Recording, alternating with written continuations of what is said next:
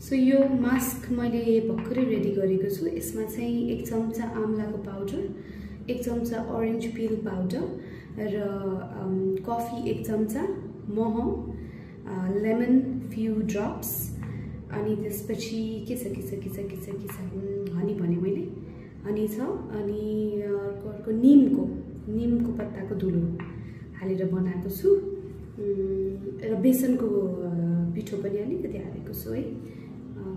So let's get started.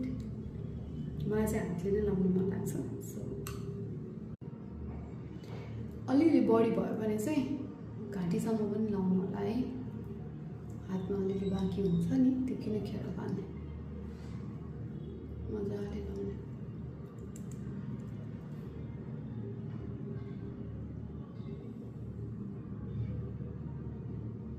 तपाईले skin नै एकदम फरक पाउनुहुन्छ बिफोर एन्ड आफ्टर वान अप्लाइमै। तर अब यसलाई कन्टिन्युटी पनि दिन सक्नु पर्यो। एटलिस्ट हप्तामा 2 चोटि त लाउनु भन्छ, अब तर कहाँ भ्याइन्छ होइन। सो जब भ्याइन्छ तब चाहिँ गर्नु होला है।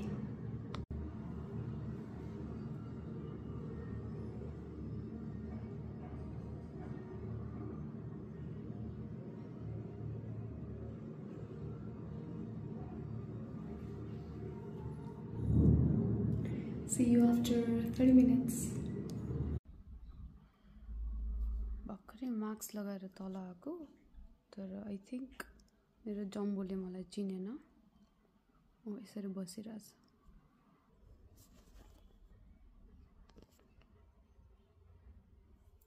Ten minutes more.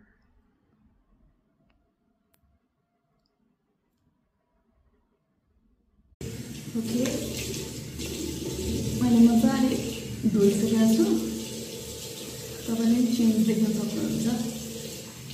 मेरो चाहिँ युजली फेस मास्क युज गर्ने बित्तिकै अलिकति सेन्सिटिभ स्किन भएको हुनाले अलिकति रेडनेस आउँछ।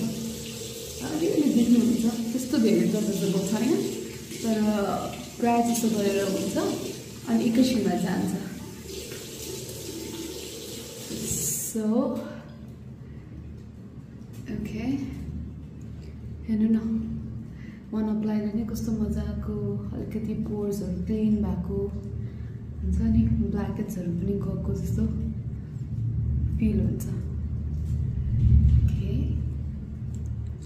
So you can also try this at home.